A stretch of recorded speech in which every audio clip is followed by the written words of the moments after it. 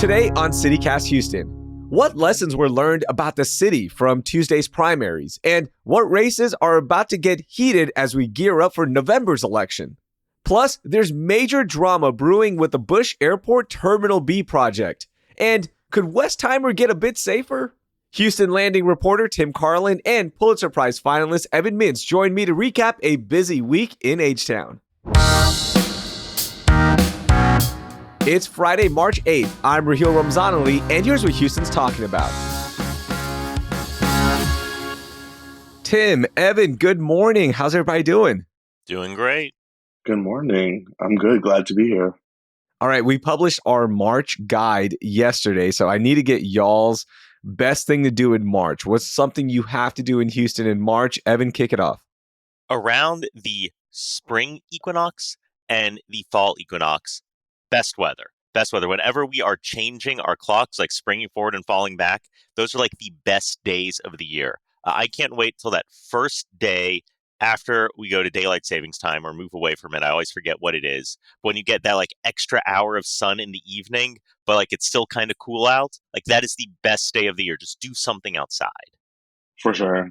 I think for me, as a newer Houstonian, I would say going to the rodeo. I'm going for the first time this weekend, and I'm very excited to have my cowboy boots at the ready. Nice. That's going to be a lot of fun. Yeah, that extra hour, Evan, is the best. Oh my gosh, Sunday, I can't wait. Things just get back to normal, and it feels nice. It's more light. It's cool. Just be outside, enjoy it when we have this perfect window of weather. All right, biggest news of the week. Let's talk about the primaries because there is a lot to unpack. So I'm just going to open it up. Tim, why don't you get us going? And we'll just go back and forth because there's so many stories to talk about, so many different angles. What's your first one, Tim? For sure. Definitely a very, very interesting primary election, I think. For me, what I wanted to bring to the table was Sheila Jackson Lee versus Amanda Edwards, kind of this very interesting primary, right? I think, Sheila Jackson Lee is coming off of a pretty bruising defeat in the mayoral election. And there were a lot of conversations. I think the narrative was, could this be the Congresswoman's toughest challenge yet? Polling put them within 5 points of one another from the hobby school. And I think, all eyes were kind of on this race, right? It was kind of like a reputation rebuild or a reputation killer for Sheila Jackson Lee. And, she kind of really just swatted away Amanda Edwards. I hate to say it. I think the actual election results prove that this maybe wasn't as big of a primary challenge as maybe some folks thought it could be. I was shocked to see Sheila Jackson Lee run away with it so easily. She didn't have the money. She didn't seem to have the juice after that mayoral campaign. The poll showed it was close. And then in the end, just don't underestimate Sheila Jackson Lee. Like, there are little old ladies out there who love her, and they turn out. Mm-hmm. And those little old ladies are really what matter here, right? That big brand, that established brand is still holding a lot of power. And I think everyone was shocked by that because of everything y'all just mentioned. But it really felt like this was going to be the year where the younger former intern was going to get the job done and all that. But no, not really. Sheila Jackson Lee is still here. Now, lesson learned, if you want to take someone down, you've got to do attack ads. I really think so. What other things stood out to you, Evan? Well, the DA's race, like way up there. Rarely do you see an incumbent lose like this so brazenly, like 75% to 25%. Kim Ogg lost to Sean Tier. And already Republicans are trying to go after Tier to make it look like this was some progressive taking down a conservative. But Tier is a lifelong prosecutor. Like, that's who he is. And so I just think that Republicans are going to try to throw some attacks at him. And they're going to realize that this guy's pretty boring and that Kim Ogg was unpopular, not because she was conservative, but she was kind of a jerk to her base. She picked a lot of fights she didn't need to pick. And if you go through her record, she was losing a lot of felony cases. Her office was losing some high-level felony cases that you don't want prosecutors to lose. And, in that attempt to be so tough on everything and treat every case like the worst case, you're not able to allocate the resources to those real, violent, high-risk cases. And that's what Sean Tier has talked about. So, Evan, was this shocking? Because the entire party was already kind of condemning, and they officially did condemn Mm-hmm. Kim Og, right? So we knew there would be no support there. And I think for most voters, the actual cases, they really don't get into the weeds too much, but just the perception was like, yeah, there's no way she's going to get the nomination from the Democratic Party or win it through the votes. So was it that big of a shock? I mean, I thought it would have been more of a shock were it not for the polling showing that she was just losing by a huge amount. But Hmm. activists and young people in parties can make a lot of noise and do a lot of things. It really falls down to those reliable older voters who don't necessarily follow that stuff and like to go for incumbents. And that's apparently not what happened here. Apparently the Democratic core just really didn't like her. At the same time, you can look at some of these down ballot races, these judicial races, where incumbents lost in very bizarre ways. Robert Schaefer, who'd been praised as an excellent civil court judge for a long time, had an excellent tenure as administrative judge. He lost his primary. Mike Engelhart, too, lost his. And I think what you're seeing in a lot of those down ballot races is older white men just don't have the core support from the Democratic Party anymore. And I think that you have candidates who are qualified on their own, recognizing that if you are Black, if you are a woman, you have an opportunity to get in ways that didn't exist before. I think there's an interesting conversation about judgeship statewide. I mean, last fall, if we think about the amendments to the state constitution, the only ballot amendment that failed was a push to increase the age of state judges. So I think there's an interesting kind of conversation going on about age in politics, especially maybe across the state, but also probably I think across the country as well. No, I think that's a really good point. At a time we've got some old dudes running for president, if you have the opportunity Hmm. to get young people in down ballot, folks are taking it. And, we're seeing that fight, I think, in the SD15 primary. That's another big one to replace Senator Whitmire in the Senate. You're having a runoff between Jarvis Johnson, who's a state rep who got in with 40% of the vote, and Molly Cook, who's a young queer woman who has been out there as an activist for a long time, and she's making a shot at this. She got 20%. It's really tough to come back from second place in a primary for the runoff, but we'll see what happens. And by the way, the runoff is going to be on May 28th. Okay, other stories from the election on Tuesday. What did you guys think of the turnout? Because about 164,000 Harris County voters, or about 6% of the registered voters, cast their ballot on Tuesday. And this was super, super low. It felt like there was no excitement in this primary Tuesday. It just felt dead. We kind of knew it was going to be the case looking at the early voting returns. What did y'all think about the excitement for this week? Presidential elections are what drive people. We didn't have a big primary on the Democratic side or the Republican side. Statewide, you saw a lot of Republican energy because you had outside challengers against Republican incumbents who either voted to impeach Ken Paxton or opposed the school voucher plan.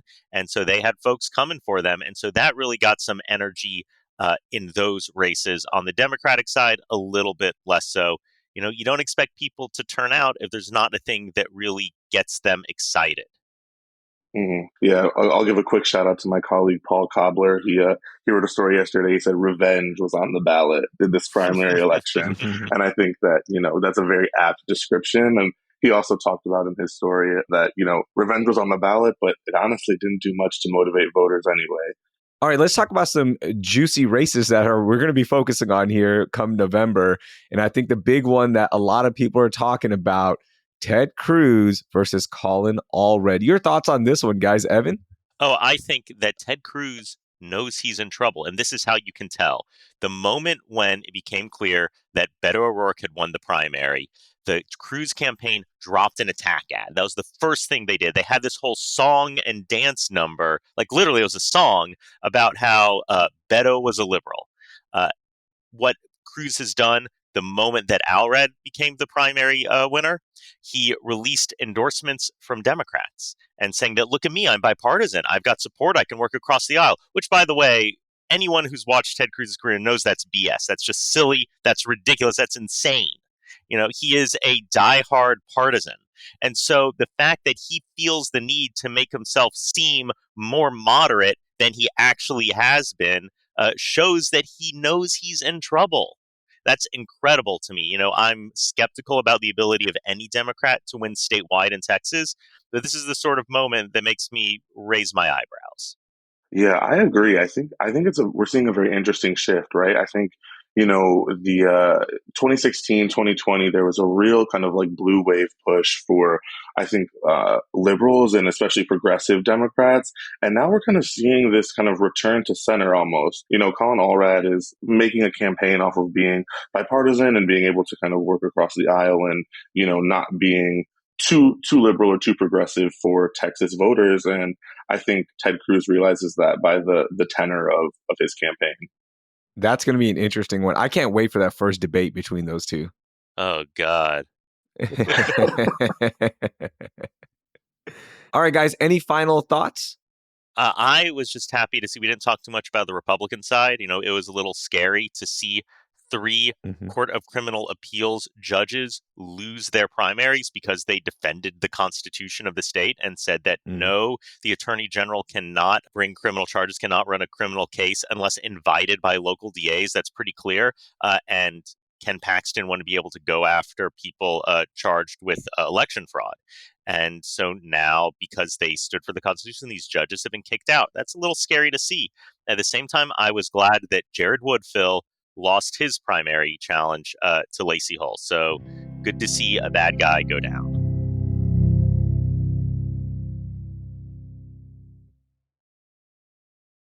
All right, let's get to our most overlooked stories. I know it was a busy week of election talk. We just spent a lot of time on it. So let's talk about stories that we might have missed. Tim, what do you got? Yes, so I brought a story from my colleague Miranda Dunlap. She covers suburban education for us at The Landing, and she really did a deep dive into suburban school boards around the Houston area.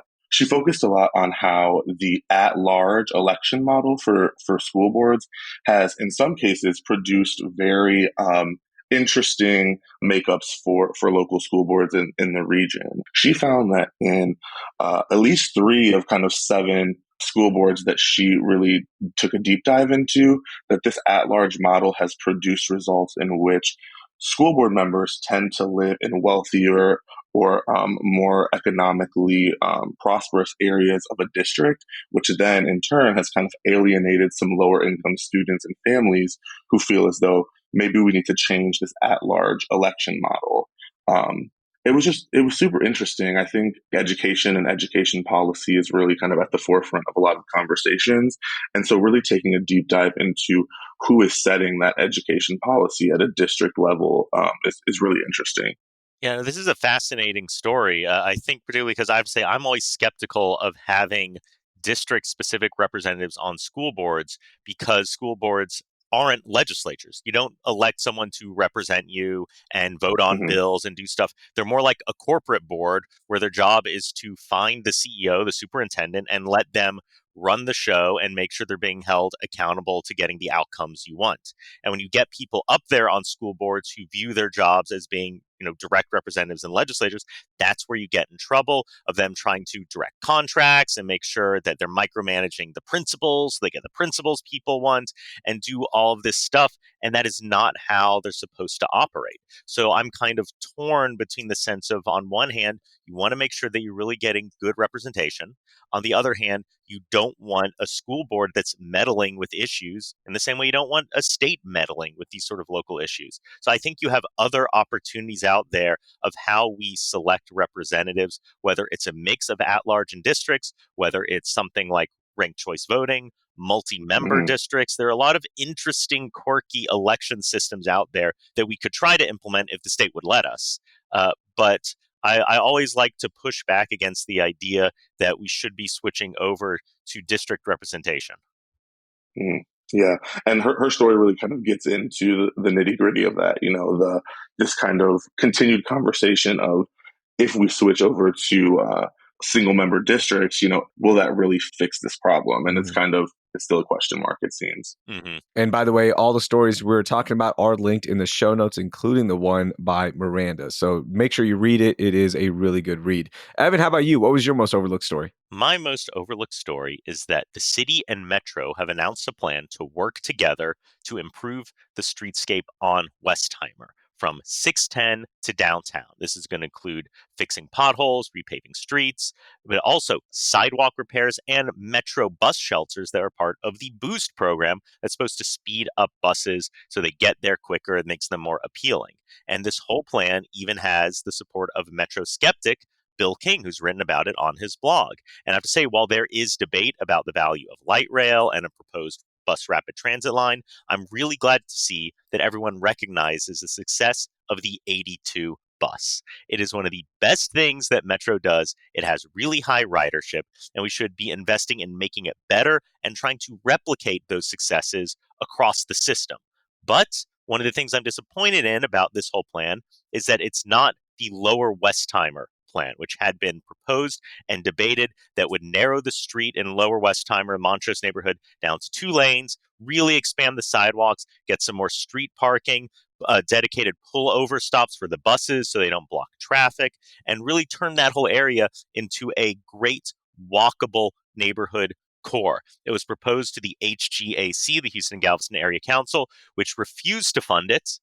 And that's why we don't have it now. And that sort of thing is what started the Prop B fight to get proportional representation on HGAC in the first place. So without the funding for that, without that moving forward, we end up with sort of a lesser, less ambitious plan. But I'm just glad that folks are working together and that we're trying to make Metro do its job better. I had not heard about this, so definitely overlooked for me. And as I was kind of reading through the plan, as someone who I live in the Montrose area, I am on Westheimer, both on car and on foot on the sidewalks very often. I was just glad to see that something is being done because it can be very treacherous, both by vehicle and as a pedestrian. So definitely glad to see that these developments are underway. Baby steps, right, Evan? Baby steps. Yeah, just, one thing at a time. I will say, though, that if you're driving on Westheimer a lot, look forward to a ton of construction. So just another day on Westheimer. Yeah, how can you tell? Win some, lose some. Yeah. Hey, look, there's more construction in the construction zone. I love it. Okay, the most overlooked story for me is this Terminal B plan at Bush, okay? For those of you who don't know, there's this big plan to revamp Terminal B at Bush Airport. It's going to be a massive project that's going to build new gates, new baggage system. There's more amenities, and United is going to be funding some of this. The city's going to be funding some of this.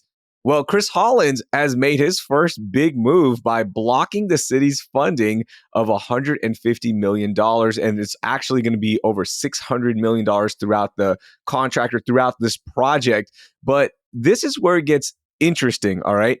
So Mayor Turner wanted to get this done before he ended his reign as mayor, and it didn't get done because the last city controller, Chris Brown, also blocked it when Mayor Turner was trying to get it done. And get this, Chris Brown is now part of Mayor Whitmire's team as a senior advisor for financial integrity. And he said that he would not greenlight the funds until the airport system produced an updated feasibility study for the $600 million city bond debt required by the agreement.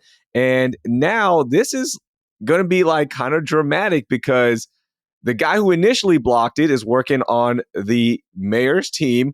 And the guy who's currently blocking it is like, wait, you blocked it too. So what's going to happen with this big Terminal B project, guys? This is so much drama for a project that I hope eventually gets done. I'm still trying to figure out entirely what's going on here with this, but it seems like that the controller's office is worried that we can't afford this. Like, we're supposed to pay $624 million as like the city's component of this. And they're saying like, well, we can't afford that money. We don't have this money. And at a time when the city is saying that our budget is unsustainable and we need to make cuts, at the same time, you have an airport budget that has its own funding systems and its own expenditure systems operating over there, cutting these massive, $500 million plus checks. This whole story is baffling to me. I think Turner had kind of hoped maybe this would be like his piece de resistance, if you will, and it's definitely not shaping up to be that way. But I echo everything that Evan just said. I mean, although I think an updated Terminal B would be great, as someone who is frequently flying out of IAH, we all know the city's facing a budget cliff. Like I don't know how we could afford this. So I think it's just interesting, right? You have two people who are saying yes we can, and no we can't. So it's like, well, who do we believe, right? I think I need to see the numbers. I need to see the the next city budget before Yeah. we decide. It's going to be so awkward because, Chris Brown is saying, yes, we can. But you're like, actually, just like 2 months ago, you're saying, no, we can't. So what is happening here? Yeah, very much like what is the truth? We'll see what happens with that story, and we'll keep you posted. But the Terminal B drama is fascinating to me. All right, let's get to our moment of joy. Tim, what made you happy this week? Yes. So I read an article in the Chronicle that NASA graduated 12 new astronauts this week, and they also opened up a call for their next class. And I just think that this, the little kid in me who always wanted to be an astronaut and go to space saw this and thought that that was just super cool.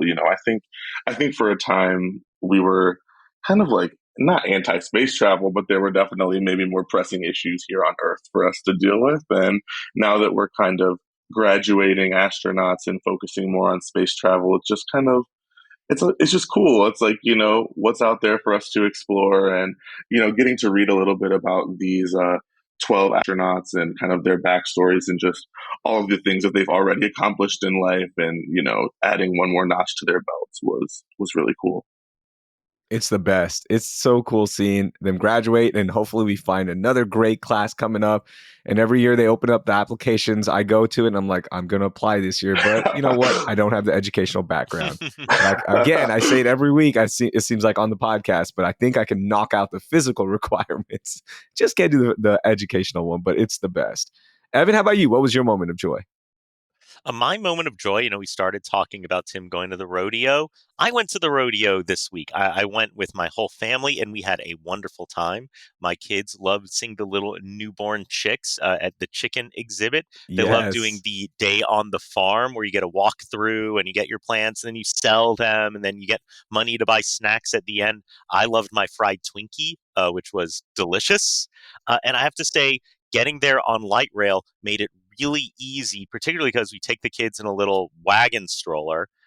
And we done it last year, and having to park and get that thing out of the car and then walk from the parking lot over to the rodeo was a lot more of a hassle than just parking at Rice University, walking over to the light rail station there in the wagon, getting right on the light rail, and then you're off the light rail, you're at the rodeo. It was excellent.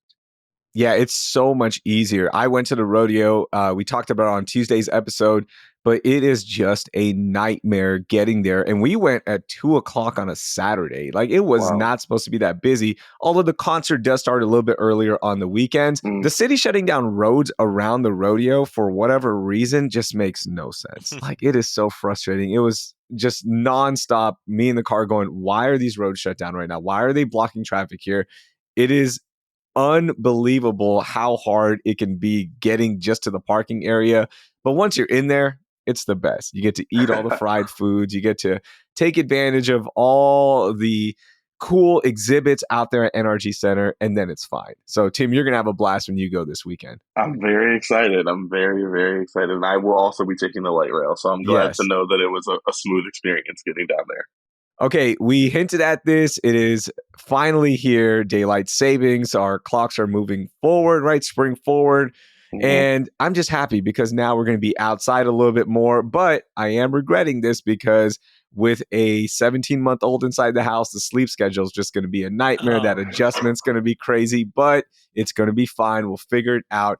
I'm a person who loves to be outside, and being outside right now is the best because the weather's perfect. So my moment of joy, Saturday, I'm going to be outside the entire day. I'm just going to be playing sports. I'm going to enjoy this first big weekend of spring, and I'm going to just take full advantage of it, not only now, but throughout the entire month and all the way into April before it gets a little bit too hot. So that's my moment of joy. We get to enjoy that beautiful weather, that 3 weeks of perfect weather we get here in the city of Houston. For sure.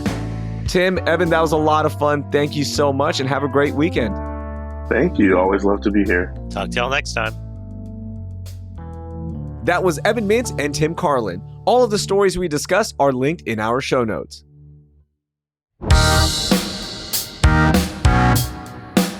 That will do it for this week here on CityCast Houston. Our producers are Carlin Jones and Joyce Tang. Our newsletter editors are Brooke Lewis and Natalia Aldana. And the host is me, Raheel Ramzanali. Our music is by the band All the Kimonos. We'll be back on Monday with a look at how sex trafficking is impacting teenagers. Thank you for listening, and I hope you learned something new.